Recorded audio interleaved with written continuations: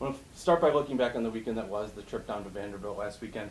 What does it mean for this program to win a series on the road like that against such a team? You know, as you said last week, they don't beat themselves. You really had to kind of work for those wins. So what does that mean for you guys?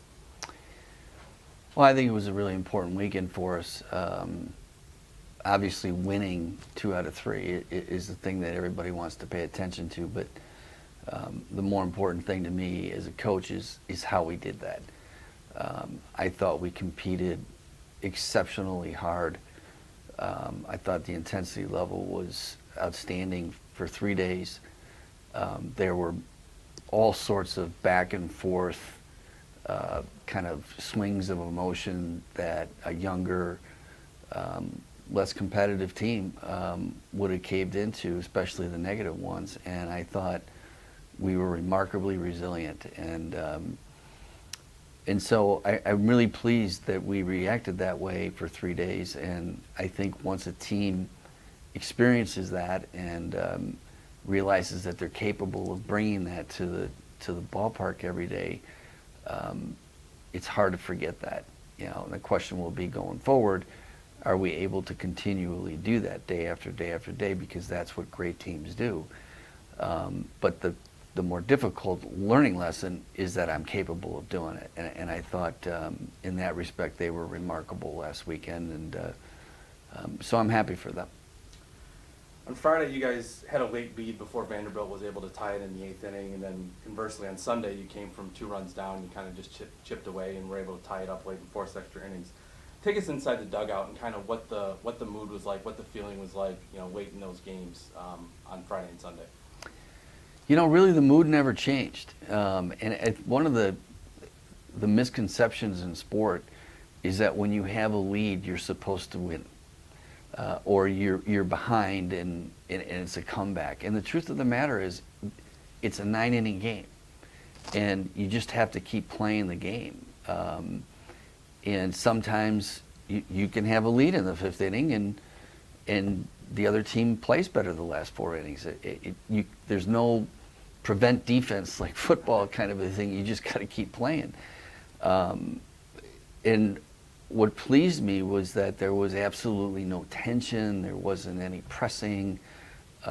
This mindset that now I have to do more, and that doing more thing in both of those cases, ironically, makes it less likely that you're going to succeed because you're going out of your comfort zone. And so a key to it is just sticking with what you're doing, assuming that you're doing it right, and trusting that it's going to work out in the end. And so that was key. There wasn't any of that panic. There wasn't any talk about any of those things. It was the same from the 1st inning to the 10th or 11th inning on Friday and Sunday, and even Saturday.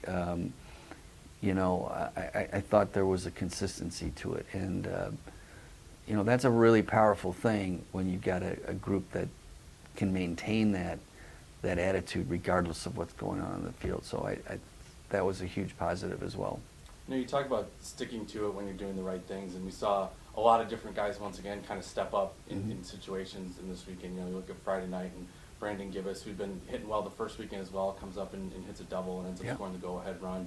You look at Sunday, someone like Rob Calabrese, who's been getting on base a lot, but not necessarily getting a lot of the hits that he wants, and he comes up with the huge home run, with the big insurance runs. How important is it for different people to be contributing in that way, and knowing that you don't have to rely on, you know, well, we have to get to this guy in the lineup so he can drive in the runs, but you've got them spread out all over?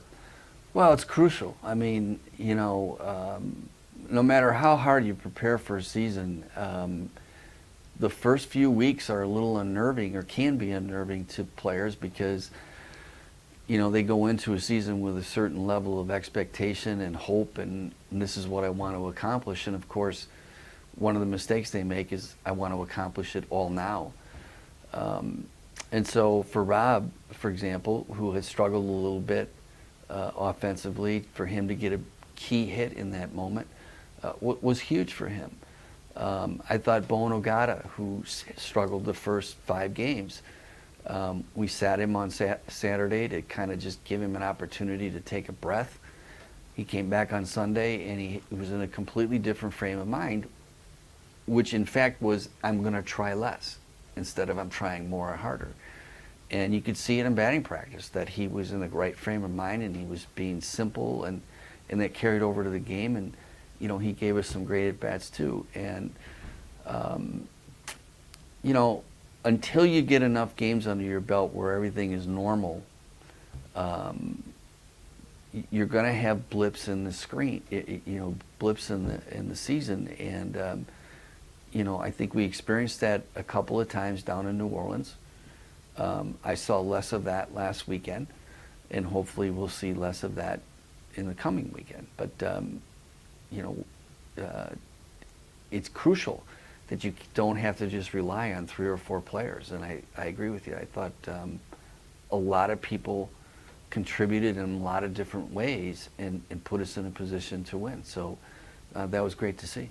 And talking about the guys on the mound, last week you and I talked a little about the starting pitching and what those guys did so well in New Orleans. Today I want to focus on the bullpen a little bit. Connor Ryan yesterday was named the Rising League Pitcher of the Week. He was able to earn the win in that game Friday with the 3 huge strikeouts after the lead. He gets his first career save again on Sunday. And then also a guy like Alex Padilla on Sunday, who was kind of in a little bit of trouble there in extra innings and was able to work his way out of it. How important is it, similar to the lineup, to know that you have a lot of different guys that you can call on in those tense moments, those key situations, and have the confidence that they're going to be able to pull through and to fight another inning? Well, you got 2 issues there. One of them is, do they have the stuff? Do they have the physical ability? And then the second part of it is, are they in a place where they trust that ability? And we knew going in that the ability was, and the skill level was above average. It was very, very good. I think the thing this weekend that really stood out was, in Connor's case, the 2 last innings that he pitched, he trusted himself and struck 5 out of 6 guys out, and that's a pretty good club, to do that.